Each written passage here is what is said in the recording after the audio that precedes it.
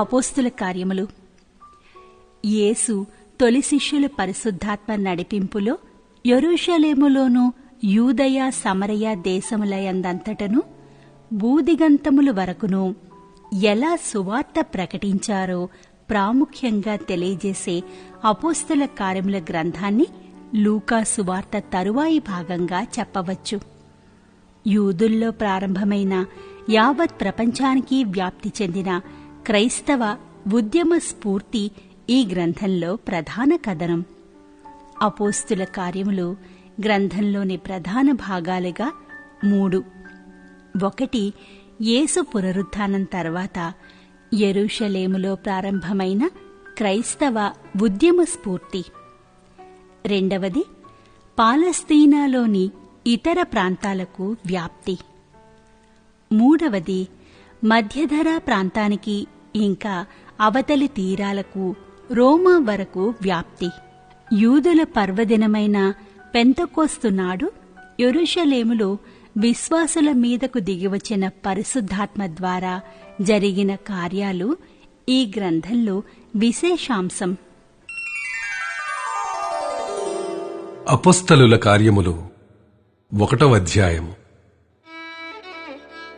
ఓ థెయోఫిలా, యేసు తాను ఏర్పరచుకొనిన అపొస్తలులకు పరిశుద్ధాత్మ ద్వారా ఆజ్ఞాపించిన తరువాత ఆయన పరమునకు చేర్చుకొనబడిన దినము వరకు ఆయన చేయుటకును బోధించుటకును ఆరంభించిన వాటినన్నిటినీ గూర్చి నా మొదటి గ్రంథమును రచించితిని.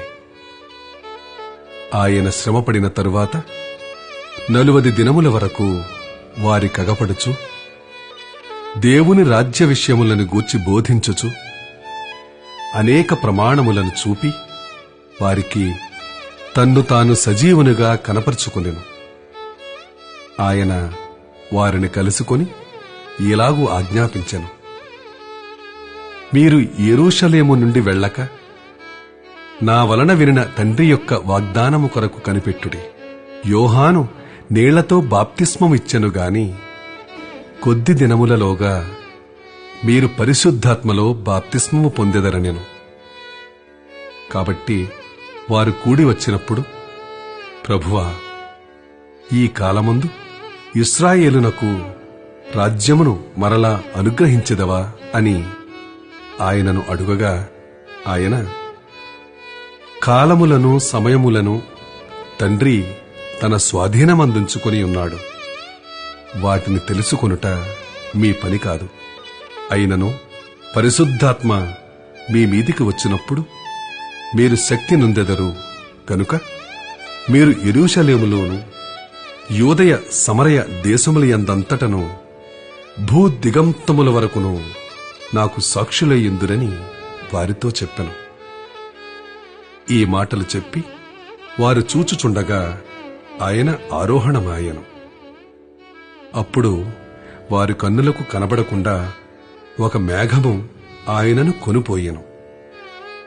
ఆయన వెళ్ళుచుండగా వారు ఆకాశం వైపు తేరి చూచుచుండిరి. ఇదిగో, తెల్లని వస్త్రములు ధరించుకొనిన 2 మనుష్యులు వారి యొద్ద నిలిచి, గలిలయ మనుష్యులారా, మీరెందుకు నిలిచి ఆకాశం వైపు చూచుచున్నారు? మీ యొద్ద నుండి పరలోకమునకు చేర్చుకొనబడిన ఈ యేసే ఏ రీతిగా పరలోకమునకు వెళ్ళుట మీరు చూచితిరో ఆ రీతిగానే ఆయన తిరిగి వచ్చునని వారితో చెప్పిరి. అప్పుడు వారు ఒలీవల వనమనబడిన కొండ నుండి యెరూషలేమునకు తిరిగి వెళ్ళిరి. ఆ కొండ యెరూషలేమునకు విశ్రాంతి దినమున నడవదగినంత సమీపమున ఉన్నది. వారు పట్టణములో ప్రవేశించి తాము బస చేయుచుండిన మేడగదిలోనికి ఎక్కిపోయిరి.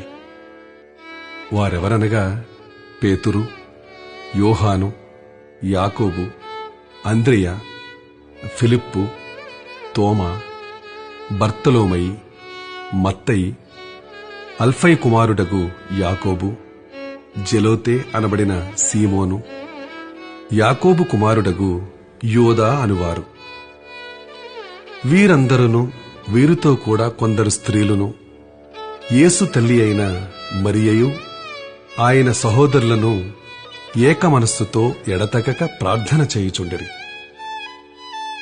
ఆ కాలముందు ఇంచుమించు 120 మంది సహోదరులు కూడి ఉండగా పేతురు వారి మధ్య నిలిచి ఇట్లనెను, సహోదరులారా, యేసును పట్టుకొనిన వారికి త్రోవ చూపిన యూదాను గూర్చి పరిశుద్ధాత్మ దావీదు ద్వారా పూర్వము పలికిన లేఖనము నెరవేరవలసియుండెను. అతడు మనలో ఒకడుగా ఎంచబడినవాడే ఈ పరిచర్యలో పాలు పొందెను.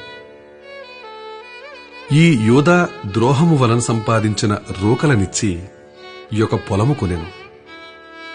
అతడు తల క్రిందుగా పడి నడిమికి బద్దలైనందున అతని పేగులన్నీయూ బయటికి వచ్చెను. ఈ సంగతి యెరూషలేములో కాపురమున్న వారికందరికీ తెలియవచ్చెను గనుక వారి భాషలో ఆ పొలము అకెల్దమ అనబడియున్నది. దానికి రక్తభూమి అని అర్థము. ఇందుకు ప్రమాణముగా అతని ఇల్లు పాడైపోవునుగాక, దానిలో ఎవడునూ కాపురముండకపోవునుగాక, అతని ఉద్యోగము వేరొకడు తీసుకొనుగాక అని కీర్తనల గ్రంథములో వ్రాయబడి ఉన్నది. కాబట్టి యోహాను బాప్తిస్మమిచ్చినది మొదలుకొని ప్రభువైన యేసు మన యొద్ద నుండి పరమునకు చేర్చుకొనబడిన దినము వరకు ఆయన మన మధ్య సంచరించుచుండిన కాలమంతయు మనతో కలిసియున్న వీరిలో ఒకడు మనతో కూడా ఆయన పునరుద్ధానమును గూర్చి సాక్షి అయ్యుండుట ఆవశ్యకమని చెప్పెను. అప్పుడు వారు యూస్తు అను మారుపేరు గల బర్సబ్బా అనబడిన యోసేపు, మత్తీయా అను ఇద్దరిని నిలువబెట్టి ఇట్లని ప్రార్థన చేసిరి, అందరి హృదయములను ఎరిగియున్న ప్రభువా, తన చోటికి పోవుటకు యూదా తప్పిపోయి పోగొట్టుకునిన ఈ పరిచర్యలోను అపొస్తలత్వములోను పాలు పొందుటకు వీరిద్దరిలో నీవు ఏర్పరచుకునిన వానిని కనబరుచుమనిరి.